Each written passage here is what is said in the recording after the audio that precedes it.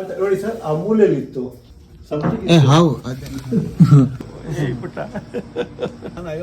Hi everyone, this is me Mohammad Umar, a rescuer from Mysore. Received a call from Vijayanagar first aid stating that there is a snake inside the home, and along with me I have Hisham and Rahmat who are gonna accompany me for the rescue. So let's see what snake we have there, and once reaching I'll continue the video.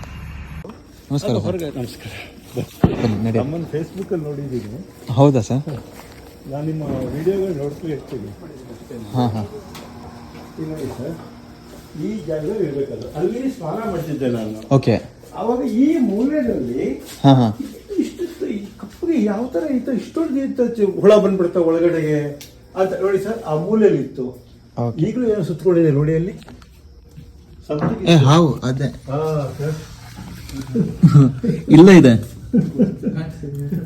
ನೋಡಿ ಅದು ಗೊತ್ತು sir. ಇದು ಮನೆ ಒಳಗಡೆ ಇದೆಲ್ಲ ತುಂಬಾ common sir. ಇದು ನಾನ್ venomous. ಇದಕ್ಕೆ ಕನ್ನಡದಲ್ಲಿ ತೋಳದ ಹಾವು ಅಂತ ಹೇಳ್ತೀವಿ. And usually it comes to feed on lizards, geckos. Oh, there are many lizards here. Yes, and this is a nocturnal species, night active snake. Okay. And it can climb to any extent to feed on lizard, because lizards usually ಸಜ್ಜ ಮೇಲೆ ಇರುತ್ತೆ.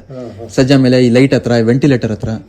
So ಅದಕ್ಕೆ gate ಹಾಕೊಂಡು ಬಂದು ನನ್ಕೊಂಡು gate ತೆಗಿತಾ ಇತ್ತು. It such ಇದಲ್ವಾ ಇದು innocent. snakes are all innocent. They only get threatened when we give them any bad response. Now harsh ಆಗಿ handle ಮಾಡಿದ್ರೆ we should give them calmness. ನಾನು I will always appreciating you because you are doing a human service. ಪಾಪ ಈ ಜೀವಿಗಳನ್ನ ನಾವು ಹೊಡೆದಾಕ್ಬಿಡ್ತೀವಲ್ವಾ, without knowledge. Since it is non-venomous, can I release it outside? ಸುಮ್ಮನೆ ತಗೊಂಡೋಗಿ ಬೇರೆ ಕಡೆ ಬಿಡೋದು ಬಿಡಿ. ನಾನ್ ವೆನಮಸ್ ನೀವೇ ಹೇಳುವಾಗ ನಾನು ನೋಡಿ ಪುಸ್ತಕ ತೊಳಗೋಗ್ಬಿಡ್ತು. ಪುಟ್ಟ ಇದು first time I touch A snake. Oh, that's nice, sir.